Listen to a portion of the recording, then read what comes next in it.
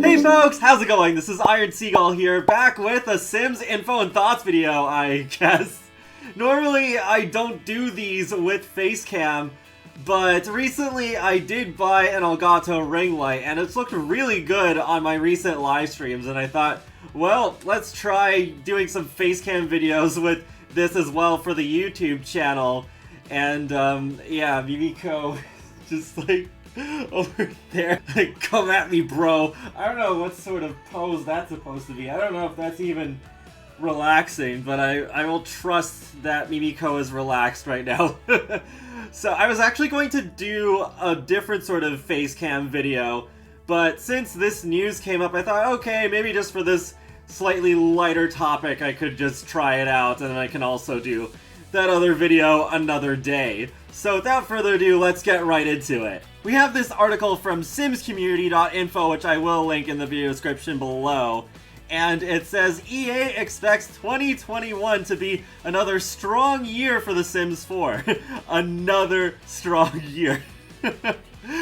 But it says EA has released their official prepared remarks from their Q2 2021 fiscal year report, where they talked about all their games, current profits, and plans for the future. EA CEO Andrew Wilson also talked about The Sims 4 and the growth of the game and its community. He shared two interesting facts. The first one being that The Sims 4's player base is now the biggest in the history of the Sims franchise. The other interesting information is that they expect the next year to be another strong year for The Sims 4, presumably in new content and releases. Sorry, I'm trying to not cover up what I am currently reading, but it says, check out what they've said. Around the world, our multi-platform Sims community continues to grow, and our Sims 4 player base on PC and console is now the largest in franchise history. The Sims 4 and Apex Legends show how we build great live services into strong, ongoing businesses. This quarter, we'll launch our 10th expansion pack for The Sims 4, along with some important game updates that add even more cultural customization options for players. We also expect another very strong year for The Sims 4, a testament to the strength of that community as it enters the 7th year of live service. That just sounds so crazy to me. When when this game first came out, I thought by now The Sims 5 would have at least been announced. If not, we would have been like really close to actually having it. But no, no Sims 5 announcement in sight, and here we are, over 6 years into The Sims 4. It's just, what the heck? I mean, I'm not surprised that we are getting our 10th expansion pack. I figured The Sims 4 would probably have about that many, but, oh my goodness, yeah, so we definitely got a little bit of stuff to discuss here. So, I remember last year, at least I think it was last year, but it was said about this year, 2020 at least, that it was going to be a very strong year for The Sims 4, and, well, yeah, we know how that turned out.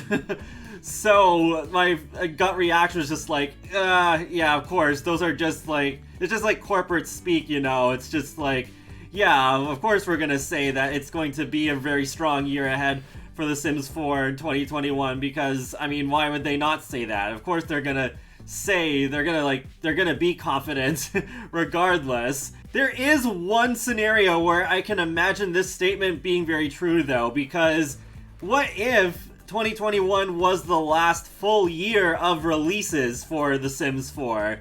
I could imagine that happening, and there still being a few more packs in 2022, and then The Sims 5 would come out in like September, October-ish of 2022.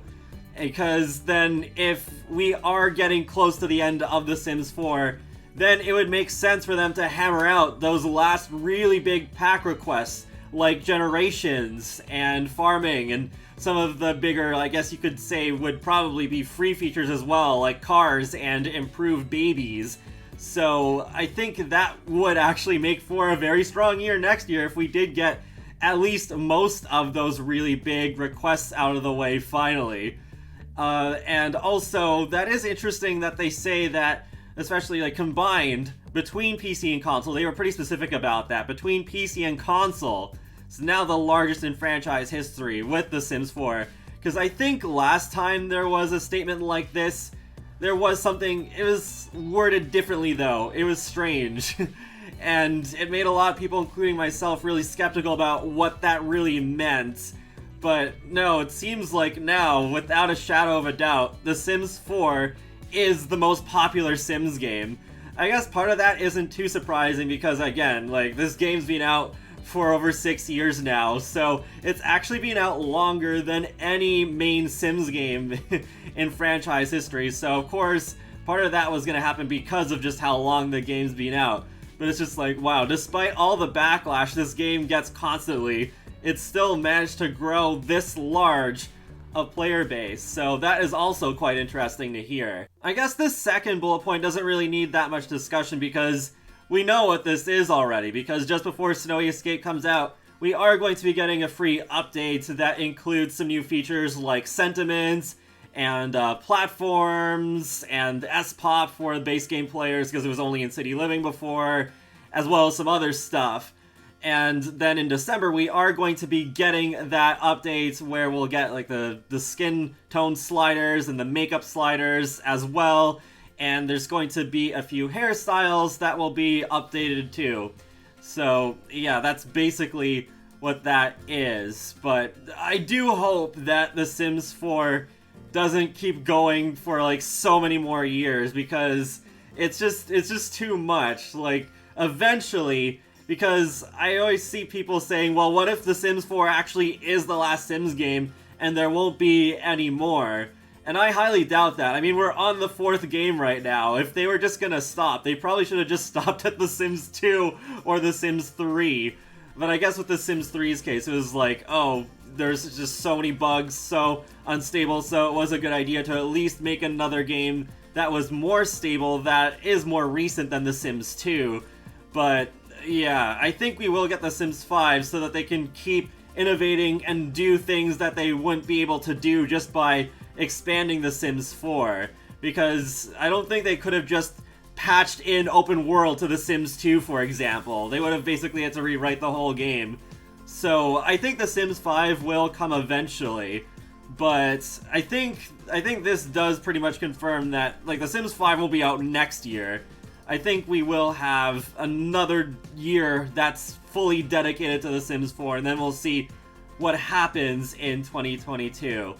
But yeah, I guess that basically wraps up this Sims info and thoughts video. It feels weird not having the the little computer monitor at the end, but I guess with the face cam, I probably shouldn't do that this time.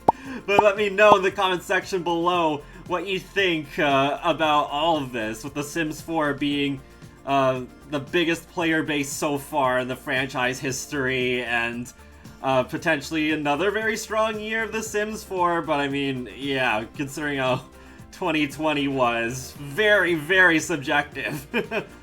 But yeah, with that, be sure to subscribe if you want to keep up with my latest content from The Sims, Paralive, Sonic the Hedgehog, and more. So I will talk to you all later, and have a great day. Thanks for watching!